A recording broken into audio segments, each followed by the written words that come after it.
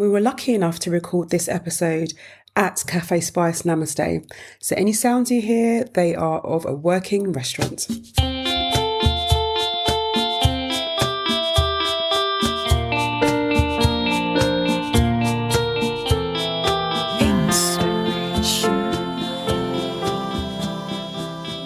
Before we dive in, Timothy, did you know that immigrants have significantly shaped the UK's hospitality landscape? Absolutely. In fact, a study by the Migration Observatory in Oxford, the University of Oxford, reveals that immigrants own a substantial proportion of hospitality businesses in the UK. That's very true, actually. That is very true. And in case you can hear him, that brings us lovely to our esteemed guest, Cyrus Todiwala. Welcome to the show.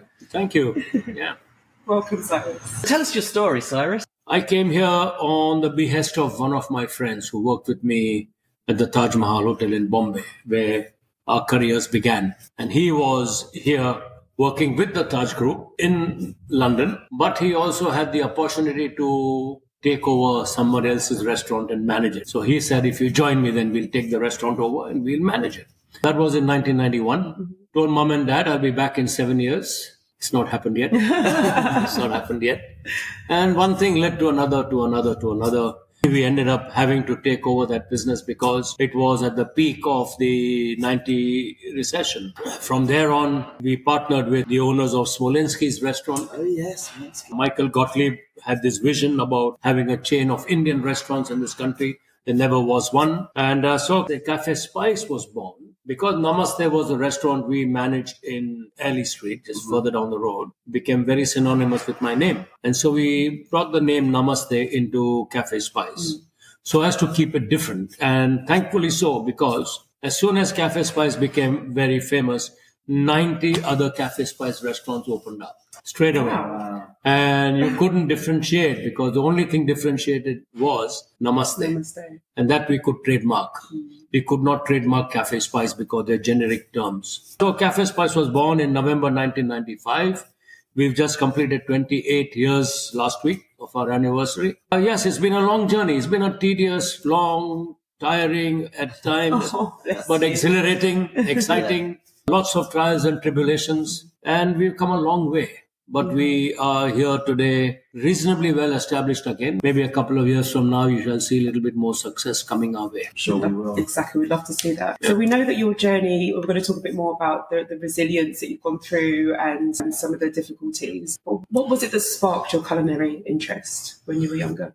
My culinary interest started many years ago, even as a child. I just loved dabbling in food. So going back many years when I was little, I was very highly asthmatic. And as a result, you missed a lot of school. So I'd be wheezing and puffing and coughing in the morning. Mom would then say, sorry, you can't go to school today because, it's really bad. But when 9 o'clock goes mentally in the brain, you start feeling better because now, I'm not going to school. Yeah. It's 9 o'clock.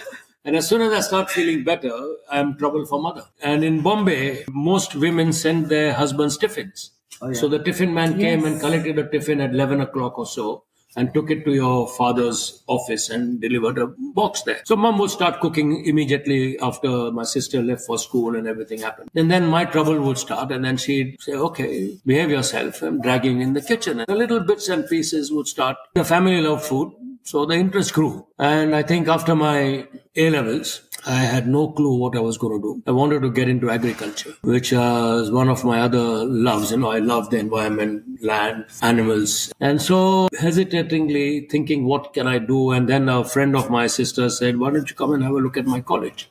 You may like it. You like cooking. Come and have a look. And that's it. That changed my mind completely. And so I went into hospitality. In those days, there was no degree courses in India. There were only diplomas. Finished that, got selected by the Taj Group to come and work for them. And that's how the career began at the Taj Mahal Hotel in Bombay. Amazing. And worked with them for a good nearly 16 years. Rose from being a very low-down commie to the youngest executive chef in India of a 5-star deluxe property at one time. And then eventually in charge of 2 properties. And then threw it all up and came and started back again as a commie in the restaurant here because the food was named Indian but wasn't Indian. I couldn't understand it. Every name was descriptive of Indian food, but there's no representation of Indian Oh my food. gosh. And I, Yes, yeah, yes. and I thought, how can Britain be wrong? And so I had to then have the guts and the courage to change everything. And that brought the restaurant into a great dip again, because people walked in, didn't recognize the menu, walked away. And those were challenging times as well. Eventually, the articles came out, the reviews came out, and same people came back. And then we had one of the best followings ever of regular customers through the previous Cafe Spice Namaste. And now the old regulars are coming back, still a few of them. And we are building many more new ones. So people have come to realize that our food is different. Don't compare it. It's a really great story. Like 28 years is very impressive. So firstly, congratulations on that. Thank you. Thank you very much. And secondly, because you talked about some of the dips, and we're talking about some of the highs as well. But what would you say is the biggest hurdle for you? What was the biggest hurdle in establishing Cafe Spice Namaste? Well, I mean, establishing Cafe Spice Namaste would be the easier option, but establishing myself as a resident of UK was the bigger hurdle. I came on a work permit to this country. That means I'm employed by somebody else. Circumstances changed, and we decided that if my wife joined me, we will take over the running of that business. I had no idea what I would do, but we had too much at stake, given up everything back home. And I said, if you join me, we'll take over the running of that restaurant. And she joined. What happened was that changed my position with the work permit from being an employee to an employer. And that ruffled the feathers of the Home Office. Yes. We had a 10-year battle on our hands to just live in this country. That's crazy. So a lot of things happened during that time. I don't blame them. It's just that in that bureaucratic circle, you get picked out because you've done something which is not expected by the system. Mm-hmm. And the system then tick-marked you as a man to be expelled from this country. But we had so much at stake. We were employing people. Had I been ticked out, they would have lost their jobs. Children were in school, they were small, and we could not give up. So that was the first big hurdle. And even whilst Cafe Spice was successful, that hung as a sword on my head for a few more years until eventually things evened out. Then the people who helped on that journey to make sure that you got recognized as a person who was integral to the fabric and eventually got accepted. We were very much the pioneers in that sense, in the sense that I very bravely changed the cuisine, not knowing that the British public was too set in their ways on how they considered and thought of Indian food. Many still are. We still cannot change everybody's perceptions. But that was a perception I did not understand. And I was glad I didn't understand that, because if I understood that, I would have probably veered towards that a little bit to pander to the expectations. But I had to throw it all out and just completely revamp the situation. I paved the way, I think, in a sense, for other great chefs to follow and make a bigger success of it. I'm very happy with the fact that I allowed that to happen to myself. As a result, the others were able to tread on a little bit more firmer ground because the foundation started getting laid. People started to understand that there is a lot more to the subcontinent of India than chicken tikka masala. Britain at the moment, I think, is the most fantastic country in the world for experimentation of any cuisine, because the British palate is so well developed now, where it was not 28, 29, 30 years ago. It is now developed to an extent whereby which the British public are receptive to anything, and they will try it.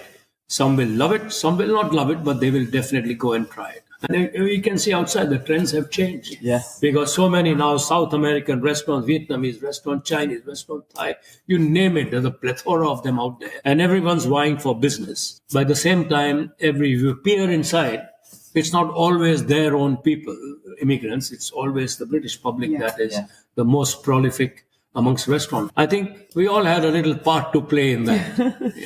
Definitely. Yeah. And do you think it was your forward thinking that kept you motivated through those tougher times? I often toy with that idea myself. I will always think what's next for me to do, to be creative, to be different. Educating people was, I think, primary in a sense. And then there's so much out there that I still would love to try. It is a motivation. I mean, you go to the markets. I am very involved with farming. I'm very involved with the environment. I'm very involved with the marine conservations. I'm involved in all these activities. So for me, it's always exciting to do different things. to highlight what goes on. And that gives me an opportunity to remain excited like a child. I could have given up and easily gone back home. We didn't have our passports. My parents were old. I couldn't go visit them. That was the most painful thing for us, that I can't go see my mom and dad. It still hangs on my head. But I couldn't leave the country. And that's exactly what somebody would have wanted. Leave the country, ask for your passports, and you're not coming back. So it's all these things working on your mind. How do I look after my kids and my wife? What do I do?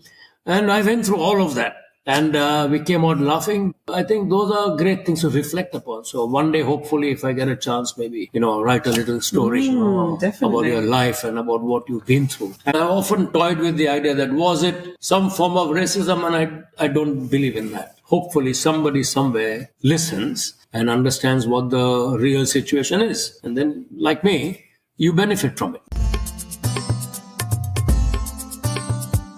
Your story is one of like resilience and, keep going. And do you think there's anything in your background or your culture that's made you like that? Or is that something you just are as a person, or circumstances made you like that? There has to be something of both in there. So we never had a very easy life anyway throughout. Yeah, it's been tough. I mean, as a child with asthma, and then that's one aspect. Second aspect is we were okay. We never felt ever deprived. It's always that you must fight on to make it better. The other is community. So we are foreigners to India. We fled Persia from religious persecution. One of the promises our community had made was that we shall always mingle and amalgamate within your people. We will make it better. We will always be productive. We'll always contribute. So there are these historical things that great Persians have played. I think somewhere on the line, it gets into your genes and you want to succeed and you want to fight. And of course, there are people born with a golden spoon in their mouth. You've got to create that golden spoon for yourself. And that's what we are all about. We always had rich kids in our schools and, very rich. And they had everything under the sun. For example, I had a prince in my dormitory. In school, he was the only guy who got a big glass of milk in the boarding school. We never got milk. And he used to keep showing off. One fine day, I grabbed his milk and chucked it into our tea. And he was very upset because he's so used to having milk all the time. So I think, a lot of people are born with that. But most of us are not.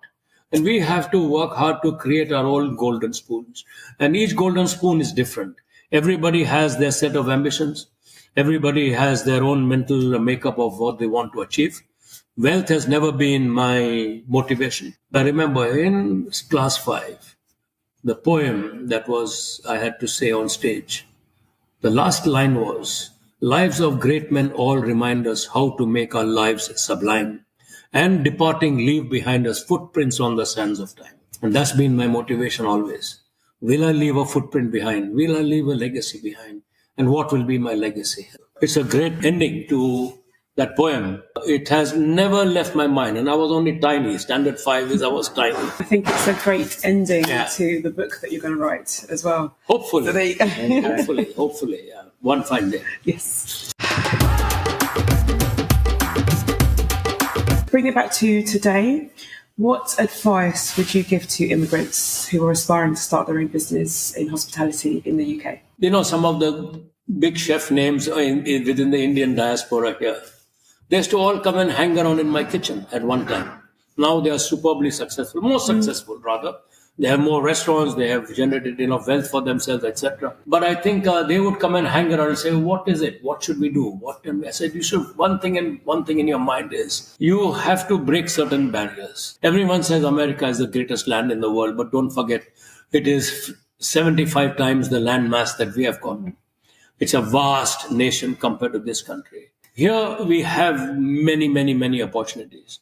We've got to just strive for it. And I think within hospitality, the main thing you want to learn as a migrant is first and foremost, understand this industry.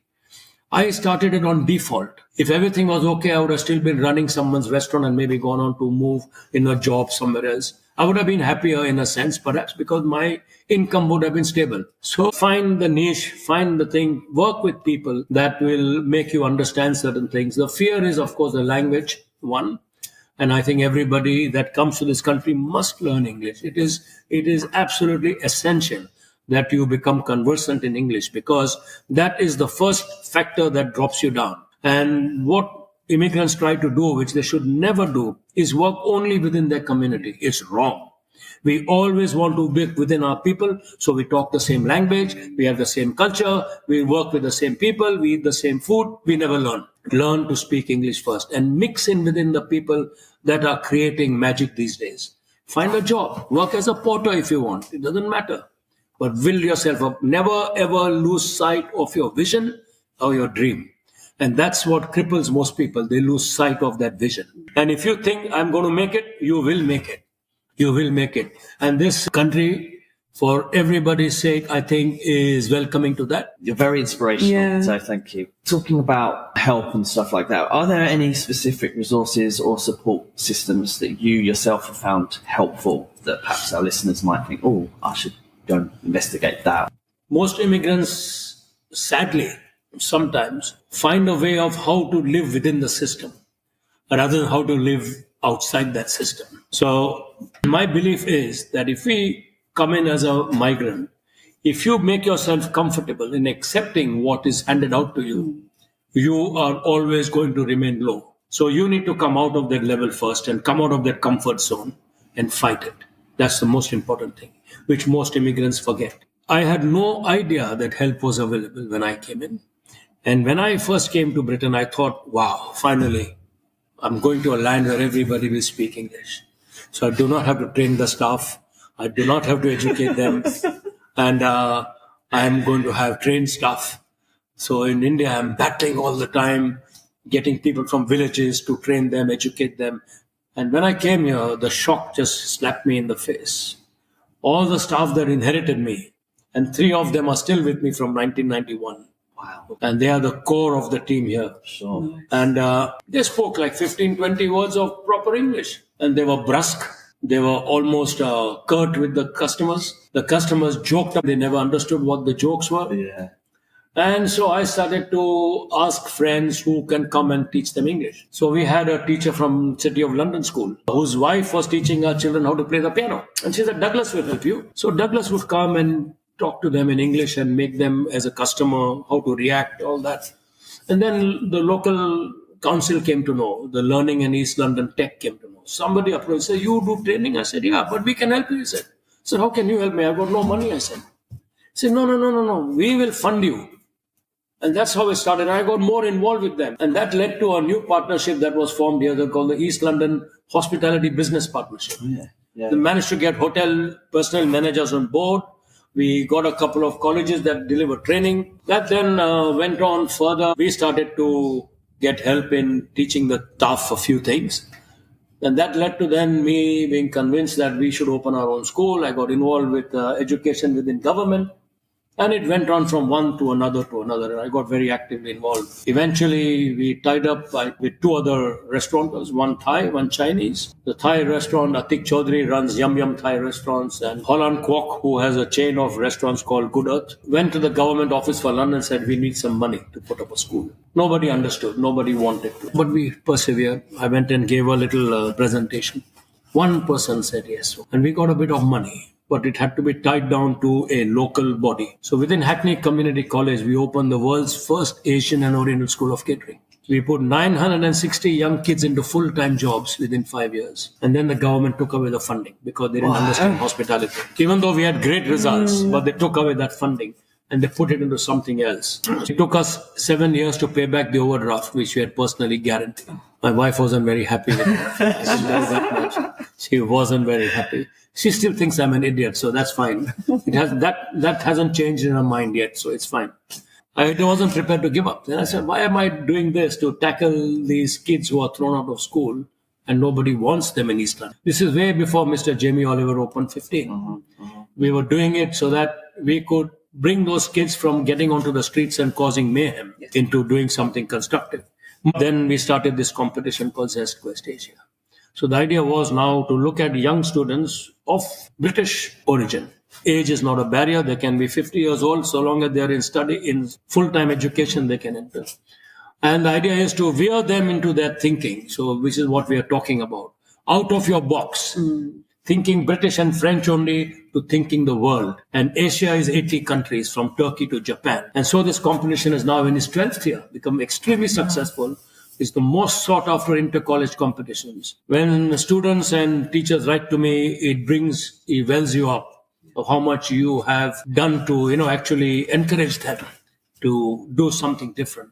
The prize is taking them to Asia for 10 days where they learn how to go. So as migrants, I think we need to appreciate what has been given to you rather than constantly keep moaning about this not being right or that not being right. Fight to become better. So everybody has a vision and they should keep that vision going. I don't know what my vision is yet. I know because I'm involved in 50 different activities. But the important thing is that we did make a difference. We made a mark. We have influenced many, many, many young chefs who are now aspiring to do different things in their lives. I think you have a clear vision from what you're saying. It's like, for me, from what you're saying, it's like serving people through food and culture. It's serving people through education and knowledge. You give, basically. And I think that's why you're involved in so many different things. It's all about giving, I think, from what you said. Life has to be about giving. Mm-hmm. I mean, if you don't give, what else is there in life? You can't take anything back. Okay, so our listeners know that I'm a complete fangirl when it comes to MasterChef. Your involvement in MasterChef has been really significant. Number one, it's exciting. Number two, it motivates people. The MasterChef platform is not just exciting for people interested in cooking. The whole idea of food has motivated Britain no extent. Everybody is into food in some shape or form. It is very important that there is a program there triggering people's imaginations. And MasterChef is doing that. He's doing that because there are people watching closely. And I think MasterChefs and other cookery programs encourage people to look outside their spaghetti bolognese and do something else with it. So my last question. Yeah. There's a person that you keep bringing up in the conversation. Yeah. And I was wondering, perhaps you might want to say a few words, and that's about your wife. She's obviously been an important part of your journey. I do bring her up all the time. Pervin is that she was a student in the Catering Institute in Bombay. I had just come back from training in Switzerland. We had to all do industrial training in India compulsorily to gain your qualification. And she was one of them. Kept nosing around my kitchen. And funnily enough, I had this thing in my mind. Yeah, I would marry that girl. Yeah. Wow. And I took a bet with one of my colleagues once. And she's never let me forget that. You bet. You bet. I said, actually, I did a bet. I didn't know things would turn in my favor. And she came one day and said, we have an extra ticket for a movie. Would you like to come and join us? And from there it started. And we've been married 39 years in 2 weeks' time. Wow. If I'm in trouble, I have to go somewhere. I know she can handle my kitchen because she is very clever. You need somebody strong behind you. And she's been a pillar of strength all throughout. So she deserves every bit of recognition. She's an integral part of not just the business, but me and everything. I found the best, most stable partner in the world. Can't ask for better than that. That's so cool. Big shout out to her. Yeah, that's amazing. What's that sound, Cyrus? It's the sound of a quick fire round. Super. Well, what does that mean? If we can quick fire answer. Yes, that's correct. So we find that chefs, particularly chefs that have been on TV, don't often give one-word answers. So we've decided to run a competition. All right. And you're going to get marked on your speed, your timings, and the closeness to using one-word answers to the questions that we're going to give. Now, it's a good thing you're sitting down, Cyrus. Do you want to know why? Because there's a prize. Do you want to know what the prize is? I know I'm not going to win it because I can't give one.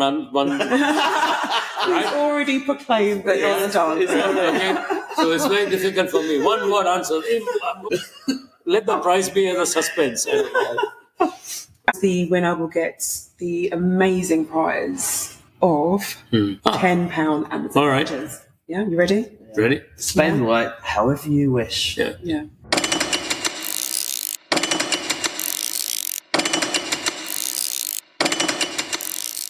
Dream job as a child? Farmer.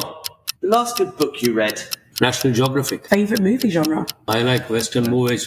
Good, the bad and the ugly. Your go-to comfort food? Dal and rice. Early bird or night owl? Both. What's your spirit animal? Dog. Hidden talent? Good at DIY. What's the favourite city you've ever visited? Geneva, if you want, What's your guilty pleasure song? is by Bette Midler, Eagle, and it always reminds me of Pervin. What's your best concert you've ever attended? Swan Lake, Your favourite historical era? the reign of Cyrus the Great. Who's your dream dinner guest? David Attenborough. What's your ideal weekend activity? Gardening. What's your most used app? WhatsApp. Is there any doubt? All the time. Yeah. Coffee or tea? Tea. Last hobby you picked up? Influencing young kids. What's the first thing you'd buy if you won the lottery? Pay off all my expenses. Favourite ice cream flavour? Peanut butter with chocolate. What was the last thing you Googled? A particular ointment, what it does, Yeah. and how good it is. And your go-to karaoke song? An old Engelbert number. If colours had sounds, what would blue sound like? Peace and tranquility. What do you call a fake noodle? A bad pasta. And what's a ghost's favourite dessert?